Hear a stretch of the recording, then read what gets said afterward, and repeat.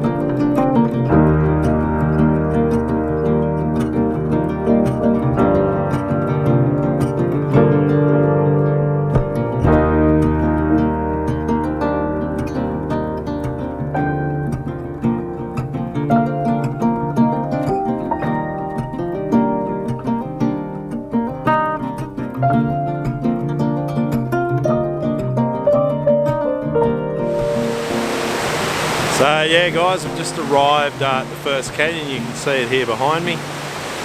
I've been to this canyon plenty of times before, taken all sorts of images here. It's certainly it's a great spot. Today's intention is to try something a little different. I'm actually going to try and shoot a pano when I get up inside the canyon. Try and get a really, maybe a 3:1 or a 16:9 pano of the scene inside the canyon. So whether that'll work or not, I don't know, but I'm going to give that a go. So we'll see when we get to the end with the images whether I've been able to get the pano to work. So let's climb up in the canyon and check it out.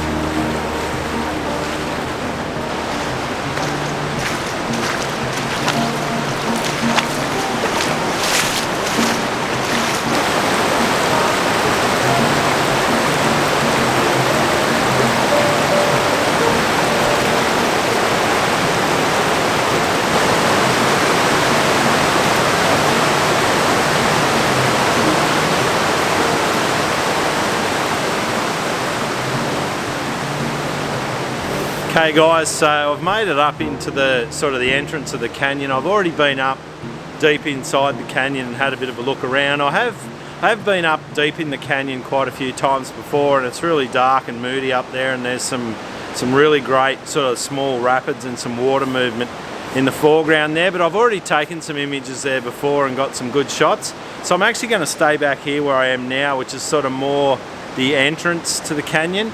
And I'm just going to get my camera out now, probably the 24-70 lens, and I'm just going to start thinking about how I could go about shooting a pano here and hopefully put something together.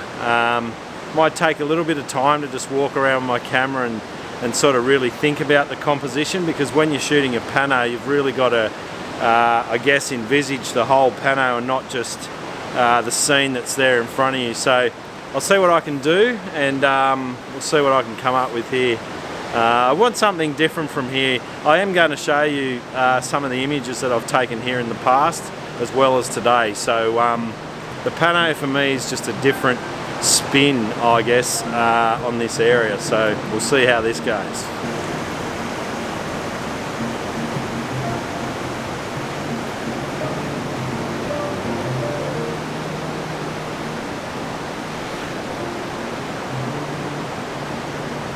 Okay guys, so I've sort of walked around the canyon a lot. I've gone sort of right up back into the canyon and took a few shots up there. I've already got those shots, so I'm not blown away by them, but I think just behind me here I have actually found a place where I can shoot a pano, so I'm going to give it a go. It's late in the afternoon now and it's starting to get dark. You may not tell by the video, but we've got the ISO pumping pretty high here to get this light in here. This is one of those situations where you really are testing the capabilities of your camera. A full frame camera with really strong dynamic range and a camera that's able to handle high ISO. This is a situation where you really are testing that camera. So just behind me I'm going to stand in the creek here. I'm going to shoot a multiple image pano. I'm probably going to shoot it at about f6, f7, just because I want to try and keep that aperture down so that I can control my ISO, so I don't have to push my ISO too high. I'm probably still going to have to push my ISO up to 600, 800, somewhere around there, and my exposure time is going to be somewhere around about 1 to 2 seconds per shot. The only filters I'm using here is the NiSi landscape circular polarizer, and the difference that makes in these canyons is amazing. Like, it just cuts down all that glare. It gives you that really gives you that sort of cuts off the glare and lets you see into the water, and it also really sort of saturates those green and yellow colors. So this is where that NiSi circular polarizer, or the landscape polarizer, really comes into its own. We'll try this and we'll see how we go. My fingers are crossed for it because I'd really like a different view on this scene, and a pano will be great. So let's give it a crack and see how we go.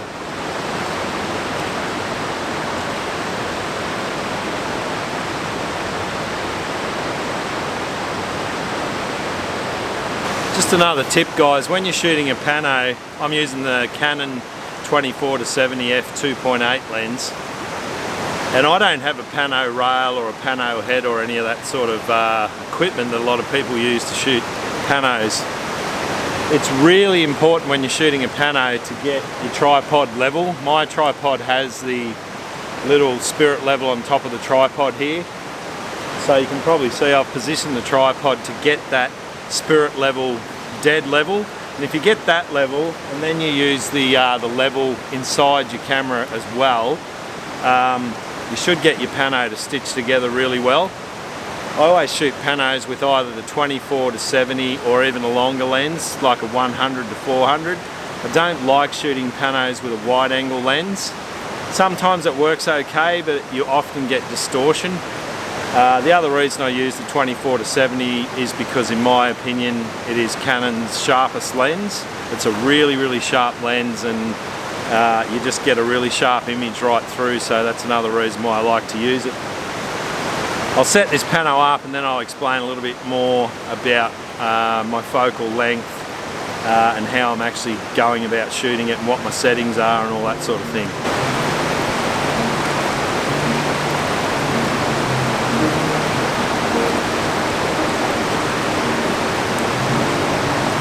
Righto, so I've got this pano set up. I sort of said I'd come back and talked about the settings. I'm using f8. Actually, I might go down to f7.1 actually. My ISO is going to be about 500, and my shutter speed, I'm just going to recalculate this while I'm talking to you. Yeah, ISO 500. And I'm going to be 1.6 seconds on each shot. My focal length here is 35mm, and whenever you're shooting a pano, there's just one more tip that I didn't mention. Don't use auto white balance. I'll set my white balance to a fixed white balance. If you use auto white balance, it adjusts the white balance of every frame, so your colours will be a little bit out of whack in your pano. So I set it to a fixed white balance. I just swing through the pano with my ball head on the tripod, and I've got pretty much level, my tripod's dead level, and I've got pretty much level with my level on the back of my camera there, so I should get a nice level pano. So let's see how it goes. Well guys, that's going to be a wrap on today's video. I've just finished up my pano. I shot 3 different panos. I shot 2 panos that were very similar to each other. They were about 11 or 12 frames per pano, and then I shot a multi-row pano. So I shot about 11 images at one row, and then just tilted the camera up a little bit and then did another row. So if that pano works out, or one of those panos work out, I'm going to show that to you now. If you don't see a pano here, you know it didn't work out. It's a bit experimental. Thanks for tuning in today. 2 more canyons to go, another one tomorrow, and possibly one the following day, weather depending. So awesome to be back in New Zealand. Thanks for tuning in. Back in my happy place, keen to be starting a workshop on Sunday here with a group of clients, so all's good. Thanks for tuning in, guys. Just do me one favour, if you like this video, please leave me a comment. I really appreciate it. Thanks again for tuning in. Stay safe and see you in the next video.